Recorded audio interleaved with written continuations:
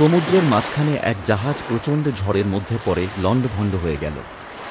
সেই জাহাজের বেঁচে যাওয়া এক যাত্রী ভাসতে ভাসতে এক নির্জন দ্বীপে এসে পৌঁছাল। জ্ঞান ফেরার পর প্রথমেই সে আল্লাহর কাছে প্রাণ খুলে ধন্যবাদ জানাল তার জীবন বাঁচানোর জন্যে। প্রতিদিন সে দ্বীপের তীরে এসে বসে থাকত যদি কোনো জাহাজ সেদিকে আসে এই আশায়, কিন্তু প্রতিদিনই তাকে হতাশ হয়ে ফিরে আসতে হতো।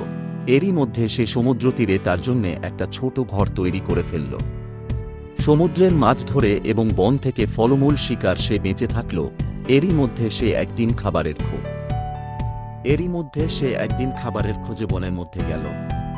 বন থেকে সে যখন ফিরে এলো তখন দেখল যে তার রান্না করা চুলা থেকে আগুন লেগে পুরো ঘরটি ছাই হয়ে গিয়েছে এবং তার কালো ধোঁয়ায় আকাশ ভরে গিয়েছে। লোকটি চিৎকার করে উঠল, হায় আল্লাহ, তুমি আমার ভাগ্যে এটাও রেখেছিলে। পরদিন সকালে এক জাহাজের আওয়াজে তার ঘুম ভাঙল। জাহাজটি সেই দ্বীপের দিকে তাকে উদ্ধার করার জন্যই আসছিল।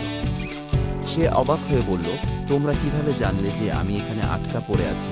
জাহাজের ক্যাপ্টেন জানালো, তোমার জ্বালানো ধোঁয়া সংকেত দেখে।